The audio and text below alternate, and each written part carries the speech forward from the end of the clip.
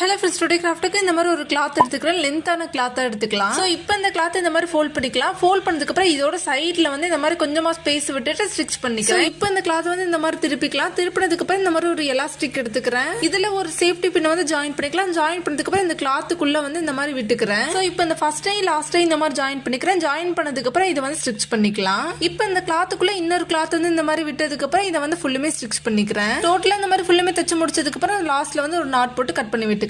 இது ஃபுல்லுமே கம்ப்ளீட் பண்ணதுக்கு அப்புறம் இந்த மாதிரி தான் இருக்கும். நெக்ஸ்ட் இந்த மாதிரி ஒரு கிளாத் எடுத்துக்கலாம். இந்த கிளாத் இந்த மாதிரி ஹாஃபா ஃபோல்ட் பண்ணிக்கிறேன். இதை ஃபோல்ட் பண்ணதுக்கு அப்புறம் இந்த மாதிரி கொஞ்சம் கொஞ்சமா இந்த மாதிரி எடுத்துக்கிறேன். இந்த மாதிரி ஃபுல்லுமே மேக் பண்ணதுக்கு அப்புறம் த்ரெட் யூஸ் பண்ணி ரேப் பண்ணதுக்கு அப்புறம் இதை வந்து நாட் போட்டு கட் பண்ணி விட்டுக்கலாம். ஸோ இதை கம்ப்ளீட் பண்ணதுக்கு அப்புறம் இந்த மாதிரி தான் இருக்கும். நெக்ஸ்ட் இந்த மாதிரி ஒரு சின்ன கிளாத் எடுத்துக்கிறேன். இதை வந்து சென்டர்ல இந்த மாதிரி ரேப் பண்ணிக்கிறேன். ரேப் பண்ணதுக்கு அப்புறம் நாட் போட்டுக்கலாம். இப்போ மேக் பண்ணி வச்சிருக்கிற இந்த ரெண்டையுமே இந்த மாதிரி ஜாயின் பண்ணிக்கிறேன். ஜாயின் பண்றதுக்கு வந்து இந்த மாதிரி ஸ்டிச் பண்ணிக்கிறேன். இதை கம்ப்ளீட் பண்ணிட்டு இந்த மாதிரி ஒரு ஹேர் பேண்ட் மேக் பண்ணியாச்சு. இந்த மாதிரி ஹேர் பேண்ட் மேக் பண்ற கிராஃப்ட்ஸ் எல்லாமே DIY ஆக்சசரிஸ்ல பிளேலிஸ்ட் ஸ்டார்ட் பண்ணிக்க தேவைன்றவங்க செக் பண்ணிக்கோங்க. தேங்க்ஸ் ஃபார் வாட்சிங்.